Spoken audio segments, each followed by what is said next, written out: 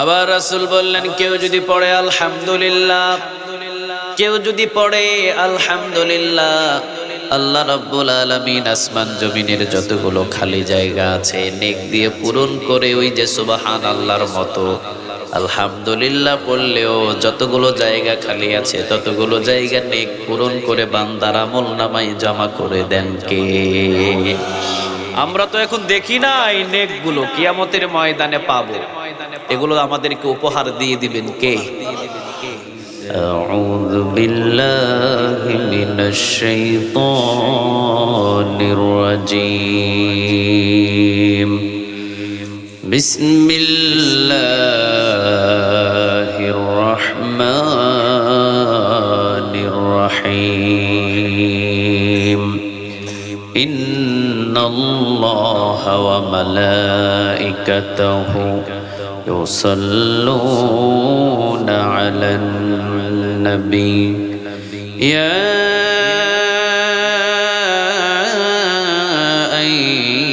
আইয়ুহাল্লাযীনা আমানু সাল্লু আলাইহি ওয়া সাল্লিমু তাসলিমা।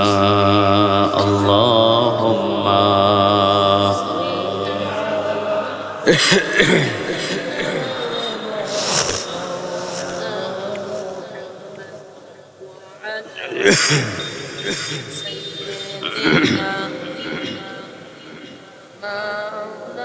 Allahumma salli ala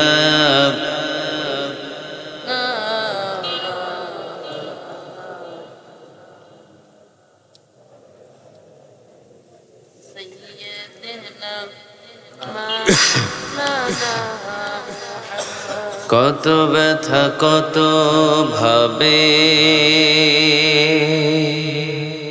শুয়েছ যে তুমি, তোমারি খুনে লাল তায়েফের ভূমি।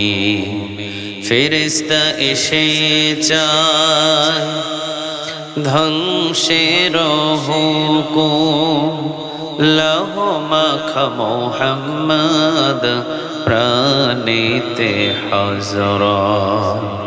ও আল্লাহ ক্ষমা করো হেতায়ে বাসি, ওরা বুঝেনি যে আমি যে মুহাম্মদ, হৃদয়ে মুহাম্মদ। আল্লাহুম্মা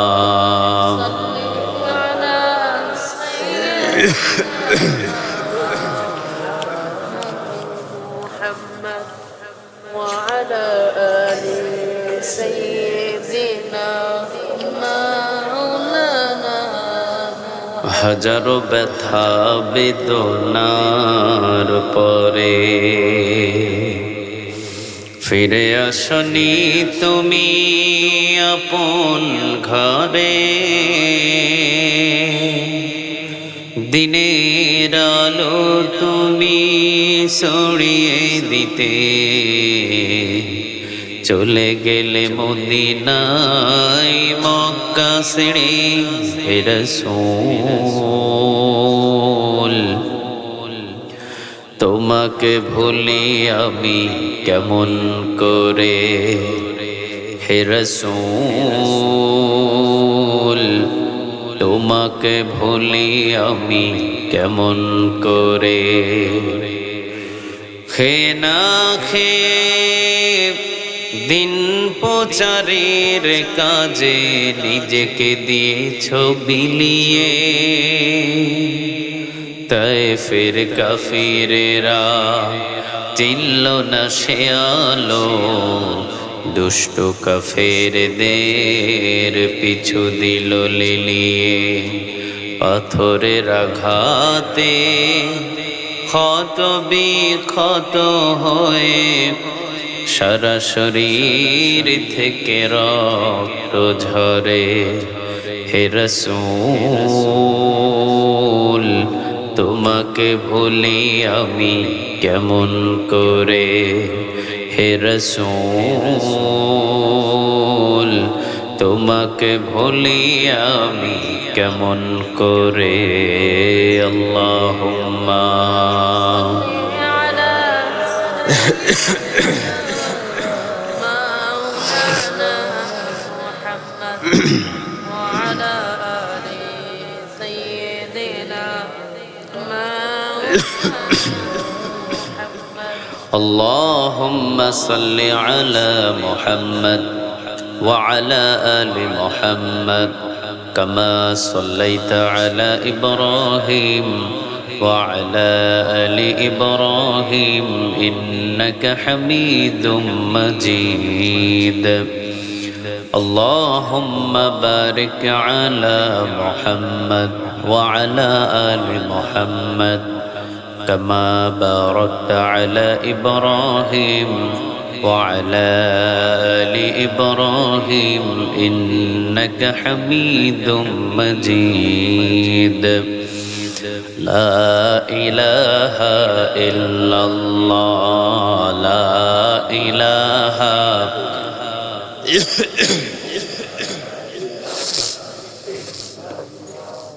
لا إله إلا الله لا إله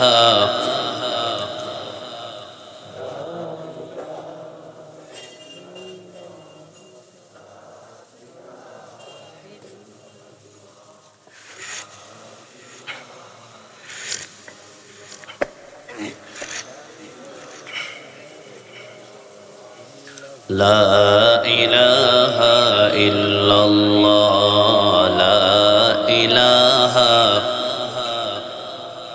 لا إله إلا الله لا إله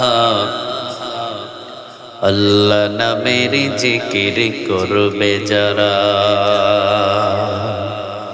আল্লাহর প্রিয় বান্দা তারা আল্লাহর প্রিয় বান্দা যারা জান্নাতে প্রবেশ করবে তারা জোরে লা ইলাহা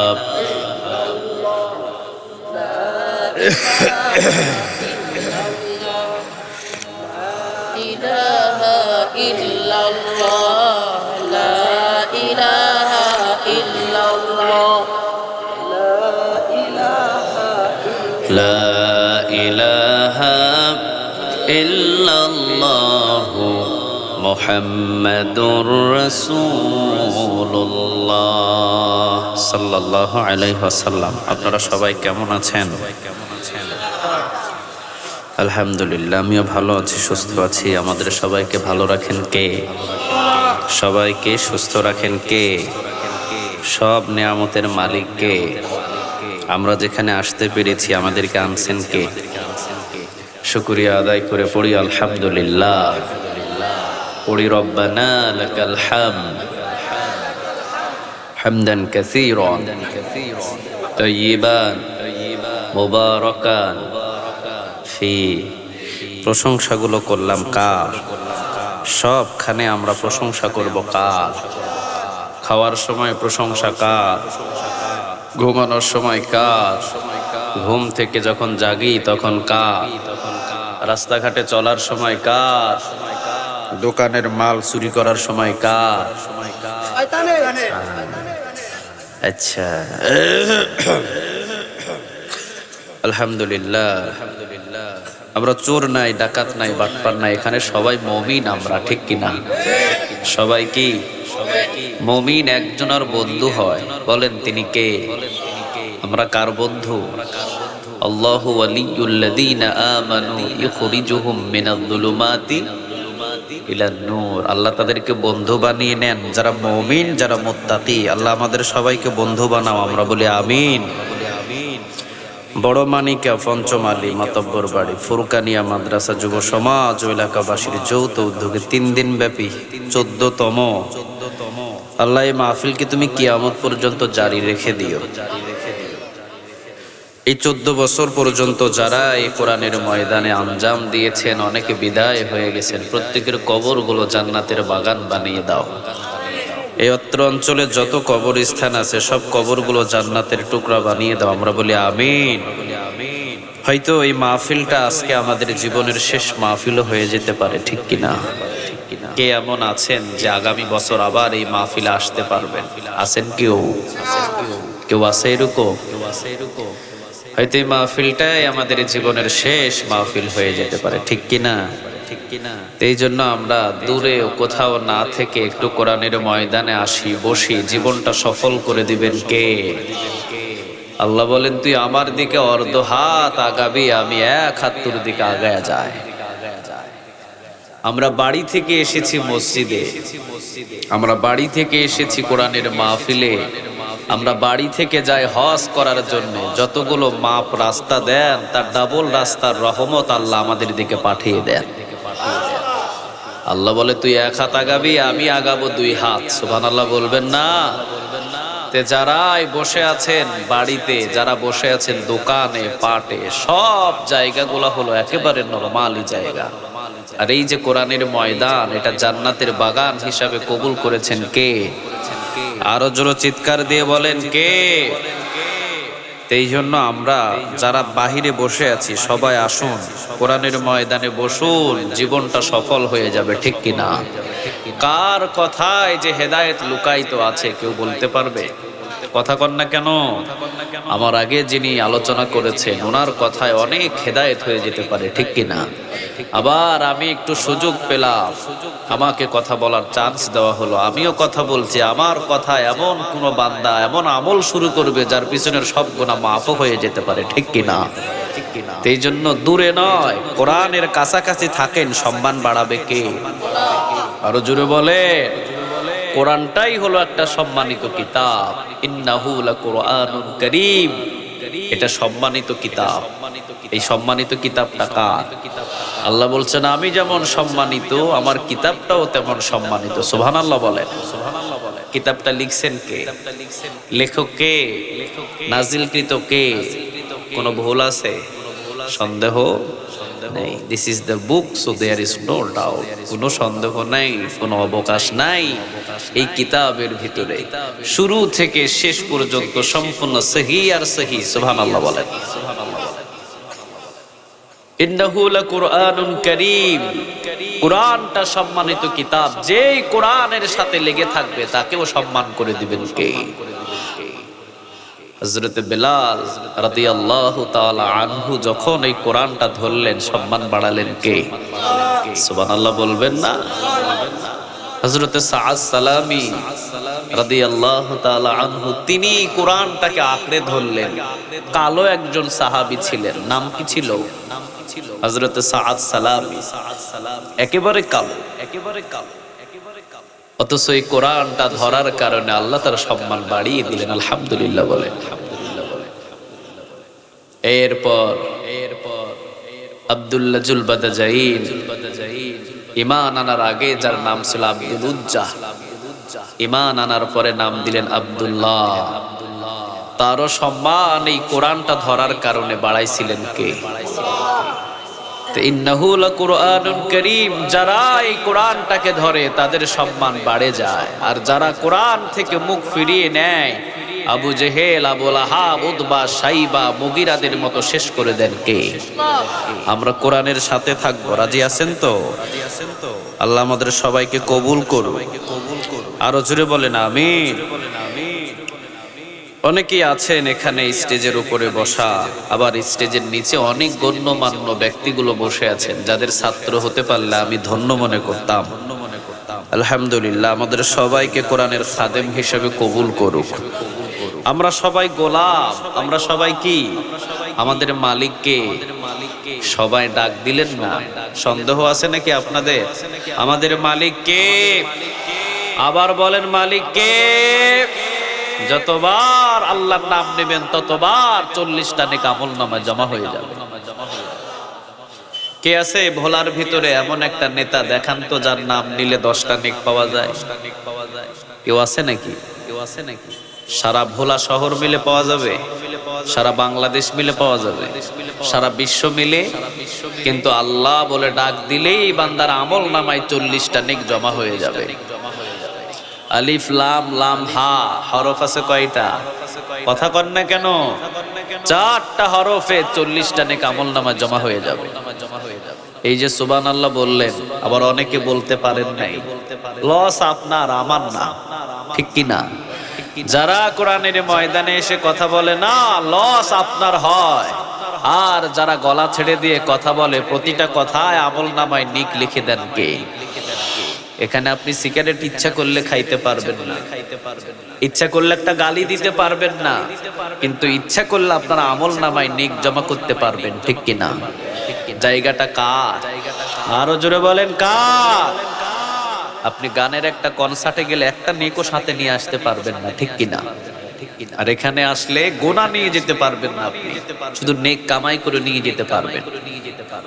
আল্লাহ জায়গাগুলো চিনার তৌফিক দান করুন। আরো জোরে বলেন আমিন। মাঝে মাঝে আমরা সুবহানাল্লাহ বলি, কি বলি বলেন? সবাই চিৎকার দিয়ে বলেন তো দেখি। একবার যদি বলেন, আসমান আর জমিনের খালি জায়গা নেক দিয়ে পূরণ করে আল্লাহ আপনার আমলনামায় জমা করে দিবে। এটা কি আমার কথা? 1400 বছর আগে বলছেন মুহাম্মদ সাল্লাল্লাহু। রাসূল বললেন, কোন বান্দা যদি 100 বার আল্লাহু আকবার পড়ে, জোরে বলেন কয়বার? 100 বার যদি কোনো বান্দা আল্লাহু আকবার পড়ে, 100টা জিহাদের ময়দানে ঘোড়া দান করার নেক তার আমলনামায় আল্লাহ জমা করে দেয়। কি মনে করেছেন আপনি? শুধু শুধু সময়গুলো আমরা নষ্ট করে ফেলি। বাদাম খাইতে খাইতে কত পীরিতের গল্প করে, কিন্তু বাদাম যতবার খাইছেন ততবার আলহামদুলিল্লাহ পড়া যায়, ঠিক কিনা? 10টা বাদাম খাইতে 10 বার আল্লাহু আকবার বলা যায়। 100 বার যে আল্লাহু আকবার বলবে, 100 জিহাদের ময়দানে ঘোড়া দান করার নেক আমলনামায় জমা করে দিবে কে? আবার রাসূল বললেন, কেউ যদি পড়ে আলহামদুলিল্লাহ, কেউ যদি পড়ে আলহামদুলিল্লাহ, আল্লাহ রাব্বুল আলামিন আসমান জমিনের যতগুলো খালি জায়গা আছে নেক দিয়ে পূরণ করে, ওই যে সুবহানাল্লাহর মতো আলহামদুলিল্লাহ পড়লেও যতগুলো জায়গা খালি আছে ততগুলো জায়গা নেক পূরণ করে বান্দার আমলনামায় জমা করে দেন কে? আমরা তো এখন দেখি না এই নেকগুলো, কিয়ামতের ময়দানে পাবো। এগুলো আমাদেরকে উপহার দিয়ে দিবেন কে? এই জন্য যারাই বাহিরে বসে আছেন, আমি প্রত্যেকের হাত পা ধরে বলছি, কোরআনের ময়দানে আসেন। এলাকার জন্য আজকে এটা একটা রহমত, ঠিক কিনা? একটা সুযোগ আমাদের জন্য। যেমন আপনাদের এলাকায় প্রাইমারি স্কুল আছে, কলেজ আছে, নুরানি মাদ্রাসা আছে, এটাও একটা মাদ্রাসার মতোই, ঠিক কিনা?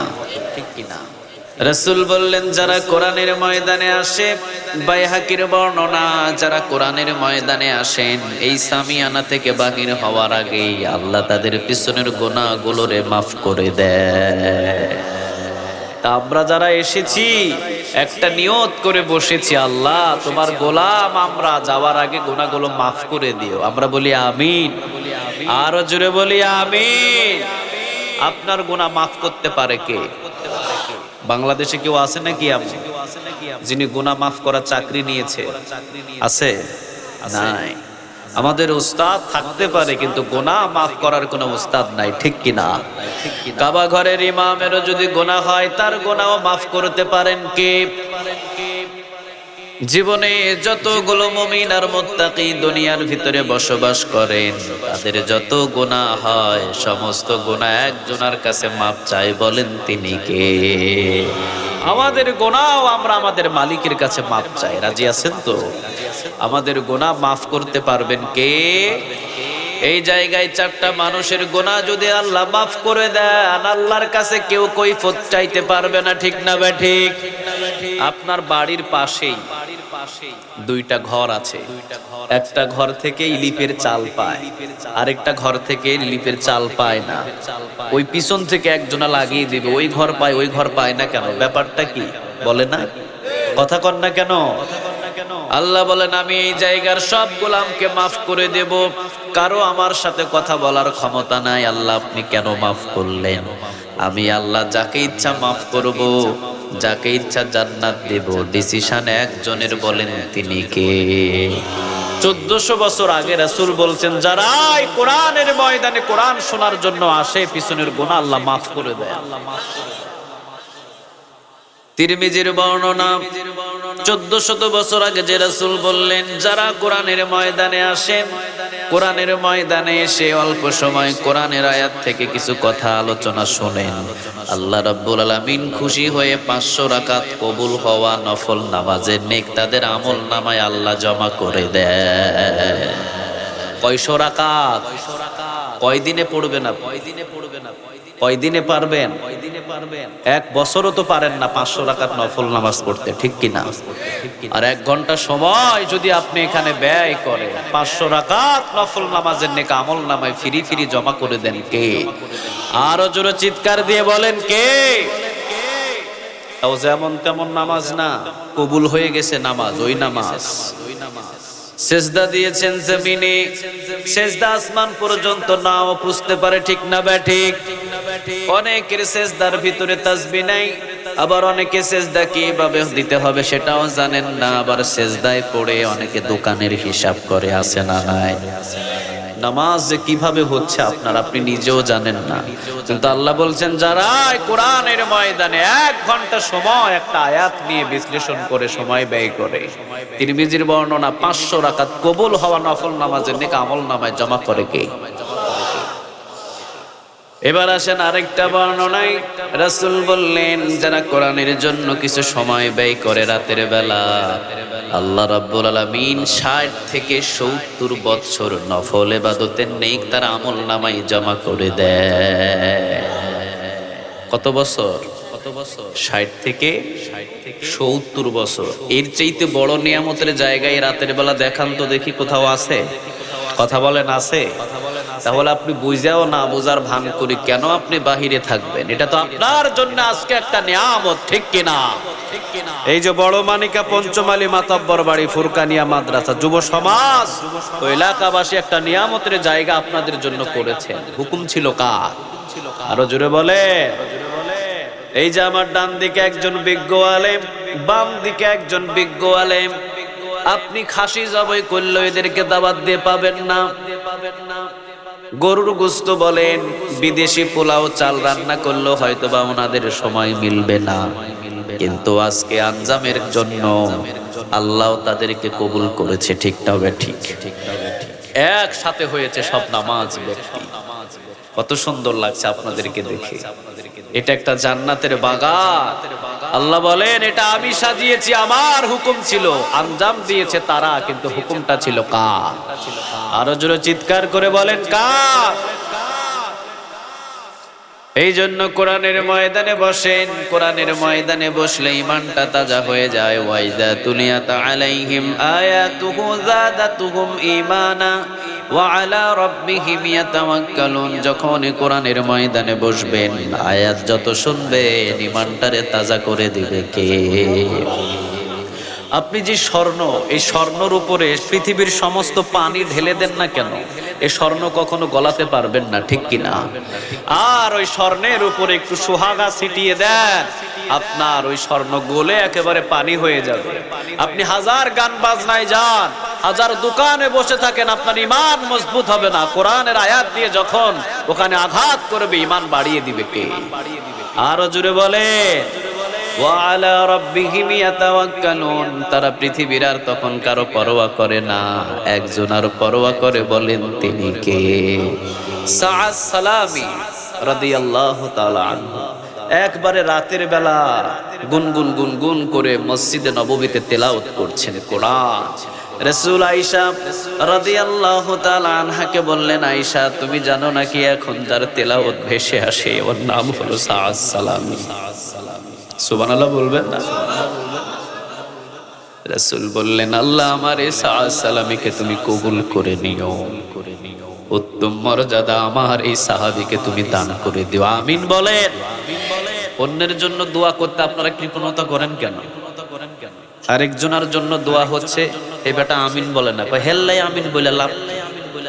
আমিন তার জন্য আগে বললে আপনারটা আগে কবুল হয়। তার জন্য আমিন আপনি বলবেন, আপনার জন্য ফেরেশতারা আমিন বলবে। তা আমিন বলতে এত অসুবিধা কি আপনার? রাসূল দোয়া করলেন, আল্লাহ গভীর রাতেও প্রায় সমস্ত সাহাবীগুলো কিছুক্ষণ ঘুমিয়ে আছে, কিন্তু সাআদ সালামী একজন আর কোরআন তেলাওয়াত করছে, পড়েন তিনি কে?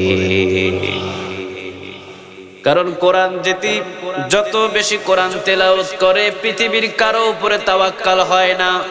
কোরআন যত তেলাওয়াত করবেন একজনের উপরেই তখন আপনার সমস্ত তাওয়াক্কাল চলে যায়। তিনি হলেন আমাদের আল্লাহ। ঠিক ভাবে ঠিক আমরা তাওয়াক্কাল করি কার উপর?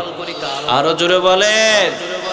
ওই যে পাশে সাগর, যে ভোলার যে সাগরটা, এই সাগরের মধ্যখানে যখন যান, ছেলে নাই, মেয়ে নাই, বিবি নাই, কেউ নাই, থাকেন কে? আরো জোরে বলেন, কে থাকেন?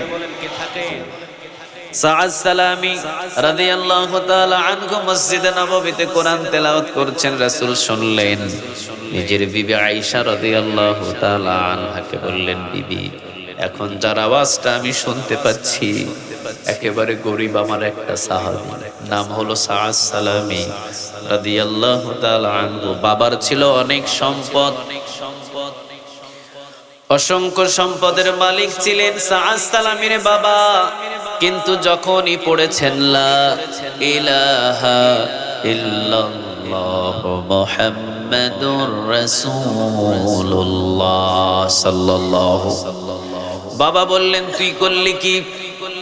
তাড়াতাড়ি কালেমাটা ভুলে যা। সাআদ সালামী বললেন, বাবা যতদিন আমার এই দেখে মাথা আছে ততদিন থাকবে আমার মুখে লা ইলাহা লা ইলাহা ইল্লাল্লাহু মুহাম্মাদুর রাসূলুল্লাহ সাল্লাল্লাহু। আপনি কি বলেন? এখন আমি দেখছি চতুর্দিকে যারা কালেমা পড়ে তাদের মতো ভালো মানুষ আর পৃথিবীতে কেউ নাই। আসলেই তো তারা ভালো মানুষ। ঠিক না? ঠিক। আমরা কারো সম্পদ আত্মসাৎ করি না, আমরা কারো সম্পদের প্রতি লোভ করি না। কোন মানুষ খুন করা আমাদের অভ্যাস নয়। আমাদের অভ্যাস হলো একজনকে কপাল লাগিয়ে সেজদা দেওয়া। তিনি কে? মুমিন আর মুত্তাকিদের মতো ভালো মানুষ পৃথিবীতে নাই। ঠিক কি না? এই মুমিন আর মুত্তাকিদেরকে শেষ করে দেওয়ার জন্য পৃথিবীতে যত ধর্ম আছে সব ধর্ম এক হয়েছে। তাদের একটাই কথা, মুসলমানদেরকে শেষ করে দাও। কারণ একবার যদি এই মুসলমান সারা বিশ্বের ক্ষমতা হাতে নেয় তাহলে মাথা তুলে চাড়ার মতো পৃথিবীর কারো ক্ষমতা থাকবে? কথা বলেন না কেন? ওমর রাদিয়াল্লাহু তাআলা আনহুর জামানায় মুসলমানের দিকে তাকিয়ে রক্ত চক্ষু নিয়ে ক্ষমতা কারো ছিল না। সুবহানাল্লাহ বলবেন না? 12.5 লক্ষ বর্গ মাইলের প্রেসিডেন্ট ছিলেন। একজন মুসলমানের দিকে শুধু গালি দিয়ে একটা কথা বলেছিলেন, ওমরের কানে আসলো। ওমর বললেন, তরবারি নিয়ে আসো। ওমরের কাছে তরবারি আনা হলো। ওমর তরবারি নিয়ে জুমার খুতবা দিলেন। সুবহানাল্লাহ বলেন। কিসের খুতবা দিছেন? জুমার খুতবা দিলেন তরবারি নিয়ে। তখন তো মিডিয়া ছিল না। জুমার এই খুতবা দিলেন এই তরবারি নিয়ে, আর বললেন 12.5 লক্ষ বর্গ মাইলের ভিতরে আমার একটা মুসলমানকে যদি কেউ আঘাত করে, ওমরের তরবারি পৃথিবীর আনাচে থেকে খুঁজে হলেও তাকে শেষ করে দেবে।